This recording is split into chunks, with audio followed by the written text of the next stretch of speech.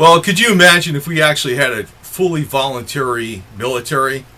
We talk about we have a voluntary military, but do we? We actually have paid military by direct deposit, and it's not voluntary. It's voluntary in the respect that there's no draft, but it's not voluntary in respect that it's truly put out through the resources of the individual, as was back in 1776. When I look at this, the Marine Corps birthday, for instance, I almost have to look at this way. The Marine Corps birthday traditionally is November 10th, 1775. I know much later on, actually, the Marine Corps was established much later on, by an official act of Congress, but the Marine Corps celebrates its birthday November 10th, 1775, due to a group of Marines that got together, or formed to become Marines, that got together on Tun Tavern, November 10th, 1775, in Philadelphia. Now, obviously, the word even tavern brings up some other issues, because today, there's so much in the way of alcohol incidences in the military that, well, I can imagine, there was probably quite a bit of drunken merrymaking going on when they formed the Marine Corps, the original Marines, in 1775. But today that probably would have been maybe a dozen alcohol incidences and maybe a few DUIs while riding a horse. If there was these green bureaucratic careerists out there way back then. What I'm saying. Things have changed drastically. It's like tradition's based upon something, but it's based upon a starting point. But that starting point is actually far different from what is today. We do not have a voluntary military. It is actually correct when the Russians say we have a mercenary military. They're probably far more correct. I don't want to put anybody down in the military for this, but when it really comes down to it, people will try to, that's pretty much the whole case. People try to get more money through various ways. There's always people like in the military where one military member marries another military member. Member married to member, there's a lot more benefits involved. They both get rations, I don't know, a couple $100 a month each or something, and they still have the rights to use the messing or the dining facilities at a greatly discounted rate. They all, which is not a special rate, but it's something cheap. It's like, I don't know, $2 a meal or something for pretty much all you can eat or whatever. And they also get on-base housing, 30 days paid vacation, full medical, uniform allowance, and all that. It's a pretty good deal. Now, I'm bringing up this issue about what really the military has transformed into this today from what George Washington talked about, because I think it's a very important issue. Because one of the things that they said, the founding fathers said, standing armies are actually something that is very much a danger to the freedom of the American citizens. Now, most people in the military, though, are very patriotic. That's fortunate, because it's not that easy. It's not simple. No matter what your job is or whatever you're doing, there's just a lot of crap you got to put up with all the time. Sometimes it's stupid picayune garbage or whatever, but it's not only rules and regulations, but it could be weather, it could be a lot of requirements, and you're never really escaped from your job. You're always in at all times, 24 hours a day, 365 days a week, even when you're on leave, because it really isn't vacation, it's leave. But there are people that really game the system, and that's one problem. But the other side of it is this. Most people in the military, and I addressed this before in another video, will not stand up like pure backbone for the Constitution and the rights of the American citizen and what our country really stands for in the Bill of Rights itself when it comes down to jeopardizing their pay and career. And they just can't walk off the job. That's one thing, because you'll be a deserter. After 30 days, you become a deserter. You go into deserter status, I think it is.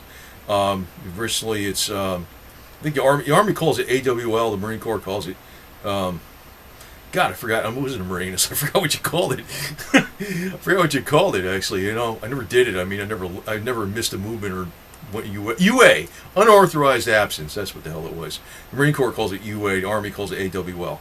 AWOL. I never went. I remembered it when I said that. But anyway, I never went UA or anything. But the thing is, today, you know, one of the things that really solves, say, when we get these communist leaders as elected as president through endorsements by, you know, big money like George Soros is all for open borders and the destruction of the United States and things like that. Like, for instance, I remember when Bill Clinton became president, and he was extremely unpopular in the military. Now, if the military was actually truly a voluntary military, most people could have just walked right the hell off the job. They said, screw this. You know, maybe like citizens were getting together every month for military exercises, and actually probably that would be more efficient military because most of the military is waste a lot of time with a lot of bureaucratic nonsense, and I'm sure there's a lot of stuff going on where there's training for transgender and gay issues left and right, where that's a big focus where everybody has to be educated on that. Like, what the hell does that have to do with the defense of the nation? You know what I mean? It's like a big social brainwashing operation that's going on. I know a lot of people don't like it, but actually there's a lot less time actually dedicated to training than there is to than there is to like pushing social issues in the military too through executive orders by the commander-in-chief, even if he happened to be a complete draft dodger that escaped the Vietnam War and ran off and fled to Canada. Bill Clinton, right? Now, if I would have said many years ago that his wife would be running for president, the people back then in the military would say, you know what? I was actually saying that too. And you know what? I was right. Holy shit. I was right. You know what? It's beyond what's ludicrous what's going to be coming up in the future. You just don't believe what the hell will be coming up. Well, there's probably going to be a total breakdown of society eventually. That's what's going to happen. But you know what? I say, though, this about the voluntary military, I think is very important. We don't have a true voluntary military, but we do need a voluntary military. There's no doubt about that. The thing is that people who are in the military today, they might be very patriotic, they might understand the Bill of Rights, they might be for the American people, but the thing is they're beholden by, well, they also got that carrot in front of them, which is the money, pay, benefits, you know, your whatever they're building up for retirement or whatever, or getting the next rank or whatever, or not getting busted or whatever. That's another thing. You know, I never got busted, but you know, that's something that could possibly be a lot of incentive where you got to toe the line whether you like it or not. So if the executive branch, you know, has a blatant communist in the name of Bill Clinton or Barack Obama, or somebody even like George Bush, which he's not really high on my list. I'll tell you that right now, but I just think he's a little bit better than Barack Obama. But yeah, I know some of the issues about the weapons of mass destruction and all that kind of crap, but I realized, you know, I was no fan of Saddam Hussein anyway, so you know, I'm not a fan of that guy anyway, so whatever they did, they set him up and they blew him up, whatever, fine. You know, that was the big bad thing George Bush did more than anything, but I'm not a fan of that guy either. I know 911, yeah, another thing. That was the reason they did it. But yeah, but you know, I really am I see more of a problem with the blatant communists out there like Barack Obama and Bill Clinton. Now, if we have a pure voluntary military again, you know, somebody like Bill Clinton gets in office, well, they just wouldn't do nothing for him. And you know, it'd be great too if they can apply this type of strategy to even the Secret Service, because today, anybody in the Secret Service that is tasked with, you know, protecting Hillary Clinton, they're pretty much considered as a type of form of punishment. Like Hillary Clinton, even back when she was the wife of Bill Clinton, she wasn't even nothing. You know, she was the wife of Bill Clinton, but she wasn't elected to anything, or she wasn't a former senator from New York or a former Secretary of State. She actually had the gumption to like tell the Secret Service, do not look at me. When you address me, you have to not look at me. You have to look at my feet. She hated him. She hated everybody in the military or police or Secret Service. She despised them. Yet they were tasked with protecting her. Now, what I'd say is, it'd be nice if the whoever the heck is protected in the government, that they get protected only by volunteers. In other words, if you are in the Secret Service and you want to opt out of protecting Hillary Clinton, well, it's your right to do so. That'd be a great rule, because then the only ones that will probably protect her, maybe there might be some butch lesbians or something in the Secret Service that protect her, but then we'll see how that works out. If somebody goes running up to her going Abdul Akbar, whatever the hell they say, Allah Akbar, whatever that is, praise Allah, whatever. She'd have a problem then, because I don't think she'll be getting adequate protection. So maybe that'll just work itself out, you know. But you know, I really am on a streak with this, with you know, excess government. It's the whole problem now. You know, it's like, I don't want to make this sound like a cliche, but the problem is now, government is actually our biggest employer in the United States.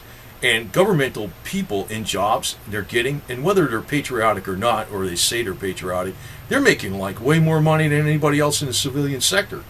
Plus with pay, not just pay, but also benefits and retirement and medical and all this other garbage and vacations and access to all these special programs.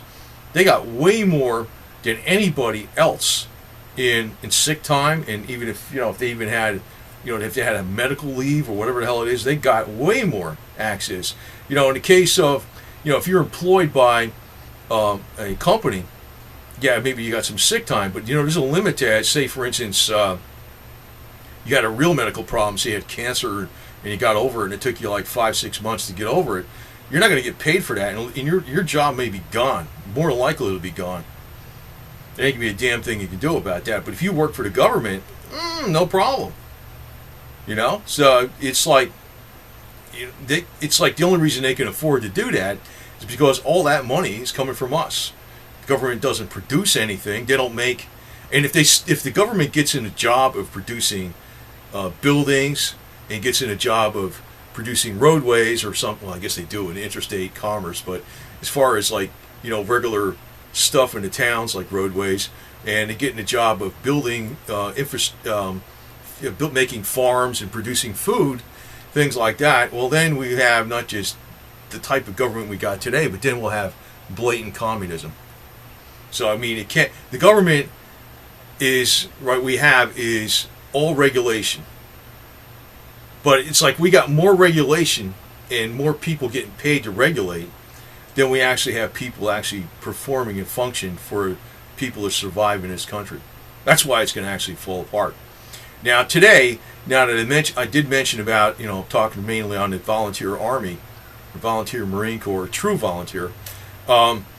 Today, the number of people in the U.S. Army, U.S. military army, I don't know how it is in the other branches of services right now, but in the Army specifically, there's the lowest number of active duty personnel since the beginning of World War II. It's dropped drastically.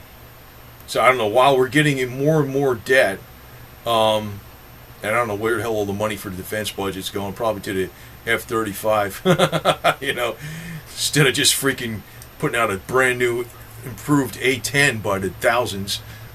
It'd be a lot cheaper to do that damn thing. But no, they ain't going to do that, right? There's a lot of stuff they can do. They can improve the rifle, too. They can make everybody have a 300 blackout or something, and get, or 6.5 Grendel, and, you know, even that simple weapon itself would have been a great improvement over our military readiness. But, you know, nah. Go the expensive route, because, you know, the people that are generals are all have one foot in the corporate door, the corporate revolving door, and after they become a general and they're all like, I'm a general, and I was just, you know, it's a big freaking pose, man.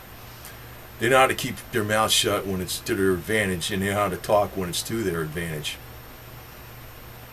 Those people actually, the career is just, well, General Al Gray in the Marine Corps used to address this a lot. And that guy was pretty, I never knew this though, but the guy was actually gay. I didn't know that. He was actually 110% gay. General Al Gray in the Marine Corps. Did you believe that? This guy, I would not have expected that because he changed the Marine Corps to battle skills, combat readiness, changed some of the uniform requirements, got rid of those, I used to call them those faggot red, that's what we used to call them. You had to wear these PT shorts, physical training shorts, they were like faggot red color, right? And I was like, these are so, I know it's the Marine Corps color, red and gold, right? But I was like, these look so fucking gay, excuse me.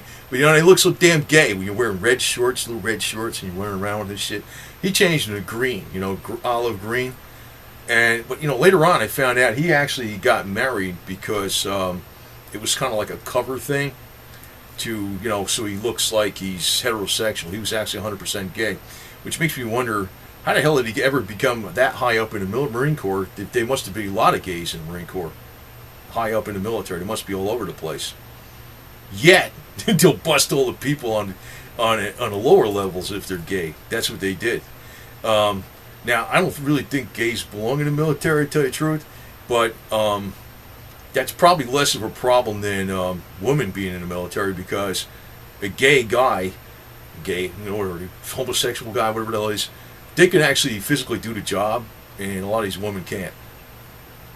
I know a lot of times even in the military, the women that are in there, a lot of them are lesbian because it's a very butch occupation. Now, I already can see how YouTube's going to look at this video. I'm saying some politically incorrect things here, but I'm actually telling people a lot of insight. And also in the military, the sexual harassment thing is so much bullshit. I can tell you right now, most males are scared of freaking dealing with females in the military because they don't know how they're going to set them up. There was actually an incident I remember where I was a staff sergeant. He was a black staff sergeant too, right? This white chick set him up. White female. She just got out of boot camp. She wasn't even in the Marine Corps a year. She set him up. She got totally naked in front of him, and she says, "If you don't screw me, I'm gonna." She wanted to get screwed by the black guy, the black staff sergeant. She liked him, right? And she says, "You don't screw me, I'll scream rape, and then I'm naked, and you're gonna be in trouble anyway." So he wound up getting involved with her, and wound up getting in trouble. And there was other instances where there's a lot of instances I saw with that kind of crap. I was like, man, it's like, and the thing is, if it's the politically correct thing, where the commander-in-chief at the time is telling the military, you got to do something about this sexual harassment stuff. Their focus is on, and I never got slammed for that or nothing, but I'm saying is, I never got slammed at all, period. But, freaking pretty smart at freaking, addressing issues without going too far, because you got to watch how you say stuff in here big time. But the commander-in-chief says you have to address issues of sexual harassment or anything like that. They'll go out on witch hunts looking for people for anything there is. And, the women will take advantage of that. Now, if it was the other way around with something else where, I don't know what the hell, how it would be the other way around. What would they tell people? The women aren't being sexual enough? I mean, they couldn't do that. But I don't know, maybe if they had something like that, they would get the woman in trouble for not being sexual enough or something. I don't know, that's crazy, but you know what I mean. There's always like a witch hunt going on. And that's the problem when you have the military being paid by the government. And you're thinking, well, but I'm thinking about it. This country was not formed by a standing army. And, I know the Continental Army was paid by George Washington, but, they didn't really get much money most of the time. They really were volunteers. The money was peanuts. It was pretty much nothing. And, the ones I respect more than anything after that was the Confederate Army, the ones in the Confederate States of America, which I'll often put a Confederate flag up here, even though I'm from New Jersey, very close to New York City. I have Confederate lineage going all the way back to the, let's call it the Tax Revolt of 1861. That's a new phrase for the Civil War, or the war between the states. And also have lineage going back to the American Revolution of 1776. So, I just have to state that, it's like a major problem when we have a so-called, we don't have a volunteer army or military. We need a real volunteer military. And maybe you do need a partial standing military, but we really do need more volunteers. You definitely need today, with today's high-tech age, you definitely have to have, specialists in certain areas. But by and large, actually, most of the military doesn't know that type of stuff. They don't know, like, what to do with various types of weapon systems, and or even like electronic warfare, or what you do with NBC, or nuclear, biological, chemical contamination, and what you do with there's a lot of different stuff out there, what you might be doing with defensive postures. They're not gonna know all this. Maybe you're not gonna know all that stuff in a voluntary army, but most people that are actually in the military don't know all these things. So the specialist fields that are like the spearhead of the real military, that know how to operate the cruise missiles, know how to work the drones and all that, which is going to be very high tech. Submarine warfare, the ones that fly the planes and maintain the planes, the ones that understand the crew served weapons. Yeah, you'll need those. But by and large, probably a great part of our military could be reduced and put into a true volunteer military that works with our real military and work as volunteers. Of course, the powers that be in Washington won't like that, because they won't have control over them, which actually, that was one of the biggest problems with flag just fell down. That was one of the biggest problems with the flag fell down. That's an omen. That's an omen. Once the freaking money goes down in the United States and we go default on the debt, the issue is going to be solved right away. Whether it's going to be a Marine Corps that's volunteer, or it's going to be a Marine Corps that is something that is a mercenary force.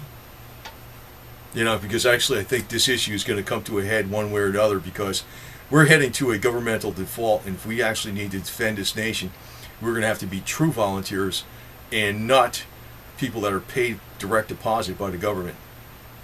So I'll leave you with that long video, but some food for thought, and keep a positive note. And I want to keep these type of messages going, and I'm probably going to do a hell of a lot more videos here and fight the power, if you understand me.